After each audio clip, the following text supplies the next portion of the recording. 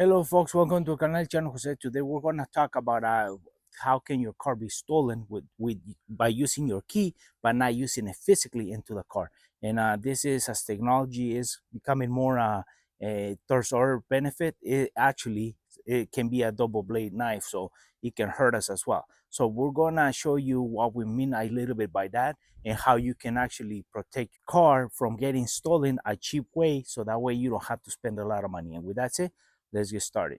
So as technology has been advancing on everywhere, it has advanced on cars as well. So we have keys that have integrated remotes so we can open, close, but it has gone a step farther where you don't even need a key to turn on the car. So now it's a thought, it's a control, or it's a remote, or it's a little computer chip in there that as long as you have that little component inside the car, and you press a button, it will start if it's reading that little signal.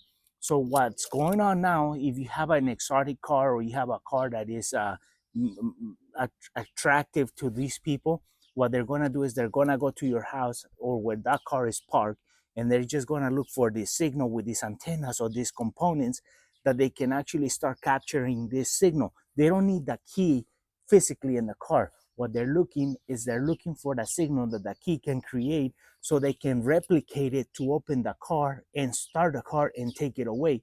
That's all they need. They don't need to break into your house and take that key. As long as they can read the signal and then they can use it towards the car is gone. So now, how can we block these signals from being sent from our key? Because there's a key sending a signal and there's a receiver on the car receiving the signal. So these guys are right there acting as a receiver so they can copy the signal and use it on your car. I don't know exactly how this works, but this is what's the new technology that they've been using to steal cars. So we're going to show you what we mean by that, what you can do to minimize the level of your car getting stolen. So let's get into it so we can show you what you can do cheaply and you don't have to spend a lot of money for this. So here we have our GMC Sierra and we have the remote, and we're gonna open it, close it, open it, close it. So we have sent a signal through this remote, but physically we still need a key to turn on this truck. So the new cars, they have a fob, they have a remote. That's all you get. And what that remote does, you can open and close your truck and or your car. And then once this remote is inside the cab, you don't need to insert or do anything. You just gotta press a button, and the car, as long as reads this signal from this, is gonna turn on. So now what you can do to prevent from that signal being getting stolen while it is inside your house, you can do the following. Wrap this key or this remote with foil paper, and when we try to press the buttons again, if it sends a signal, it doesn't send a signal, or if it blocks it.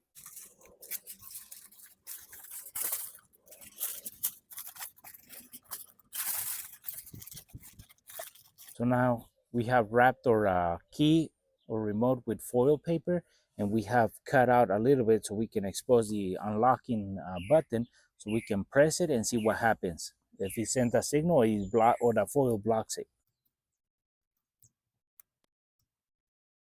So as we can see, there's no signal being sent out to our truck. Even if we press we have barely cut out where we unlocking button is, and we pressing it, and there's no reaction on the truck. So that means that the foil is blocking the signal. So then the truck is not reading the signal. So it's not doing anything. So if you put this, if you wrap your fob in aluminum, there's not going to be a signal that can be stolen and they can take your car.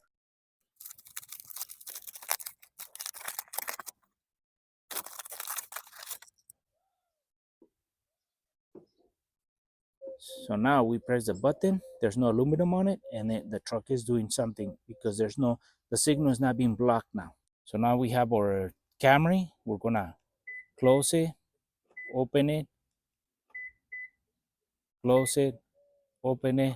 So the key is sending a signal, the car is receiving the signal and following the order of what we need to do. So now we wrapped it with foil.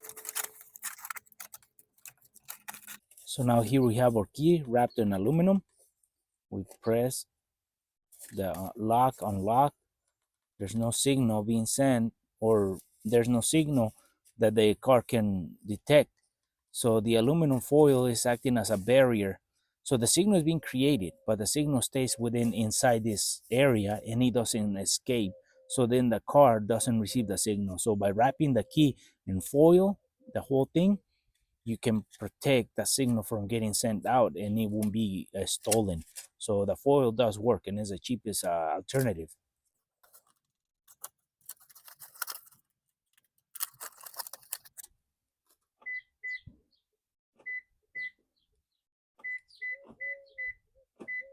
So as we could see, the foil paper was a good friend of yours to block the signal from getting stolen.